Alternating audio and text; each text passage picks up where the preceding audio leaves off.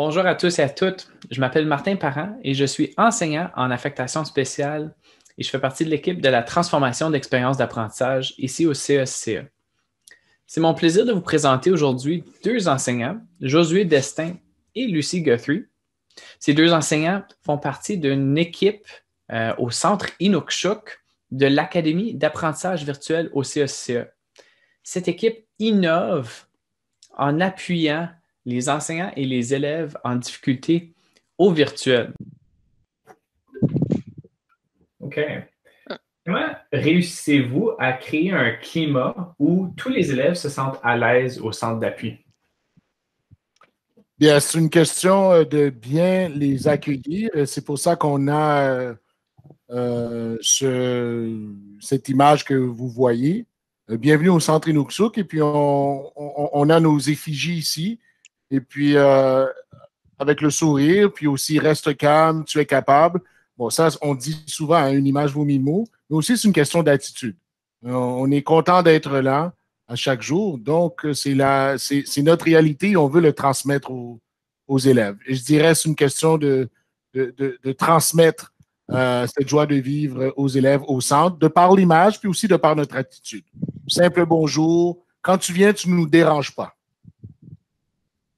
Ouais. Puis pour un petit peu continuer ce que mon collègue dit, le centre Inukshuk, c'est notre place, c'est une place sécuritaire, c'est une place visuelle à cause de cette image-là, où notre premier objectif, c'est vraiment d'avoir une connexion avec l'élève, la personne.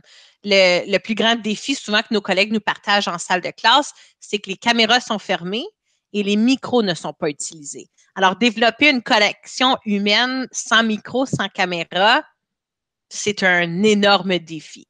Alors, c'est vraiment une des premières choses qu'on vise, c'est de développer un lien avec les élèves qui ont un PEI, avec qui on veut offrir un appui, mais un appui qui n'est pas juste une fois. On veut développer une relation. On veut être des personnes ressources pour ces élèves-là, même que on le sait qu'on a réussi quand un élève commence à venir vers nous, à nous demander « Est-ce que je peux venir? Est-ce que tu peux m'aider? » C'est là qu'on sait qu'on a développé le lien.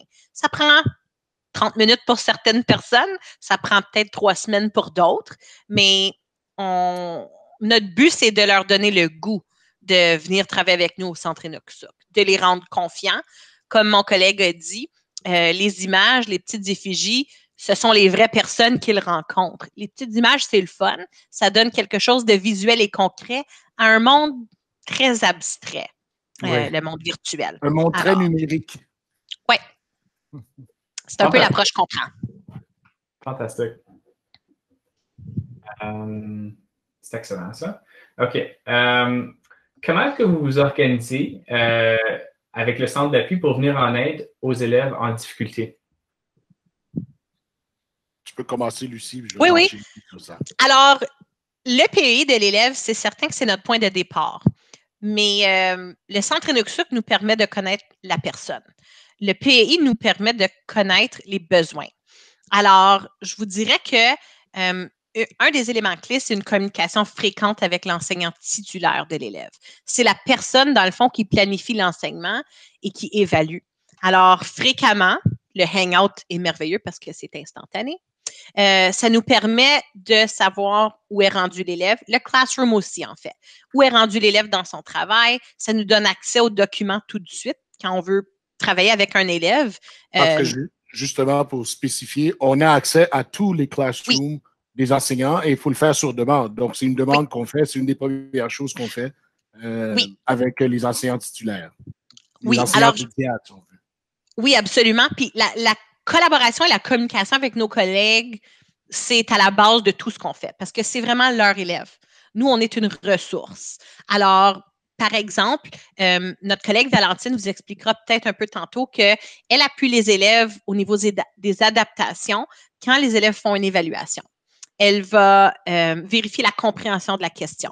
Elle va offrir des rappels à la tâche au besoin pour les élèves qui ont des défis au niveau de la concentration.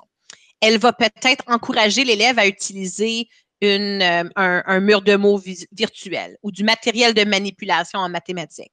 Vraiment, c'est une des façons qu'on arrive à répondre aux besoins des élèves.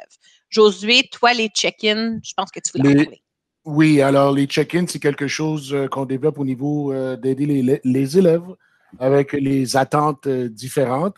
Donc là, on travaille surtout au niveau de l'estime de soi, de l'organisation. Donc, on a une série de check-in à faire avec des élèves. Des fois, c'est un rythme au quotidien, un check-in par jour, chaque matin. Il y en a, c'est un check-in par semaine en début justement, de semaine. Et puis, on a aussi certains, c'est des check-in 2 fois par semaine. Puis, comme j'ai dit, ça varie beaucoup. Comment on le commence? C'est moi, évidemment, qui initie ça avec l'élève après avoir rencontré le parent avec l'équipe école pour qu'on puisse s'entendre à comment on va vivre cette réalité du check-in. Et là, j'envoie un simple hangout à l'élève. Je me présente. Et puis aussi, à partir de là, je lui explique qu'est-ce que j'aimerais développer avec cet élève au fur et à mesure que l'année se développe. Et jusqu'à date, j'ai jamais eu de problème où est-ce que je maintiens les check-ins, ça va bien avec les élèves. Puis et ça se fait bien, un hangout. Et en fait, je pense que c'est moi le novice dans le hangout par rapport aux jeunes. Et puis, on a une bonne communication. Et puis, je m'assure toujours que c'est l'élève qui a le dernier mot dans le hangout qu'on fait. Parce que le dernier mot est en quelque sorte la conclusion de la conversation qu'on a eue. Et si c'est positif, ça veut dire qu'on est prêt pour vivre un autre check-in le lendemain ou la semaine prochaine.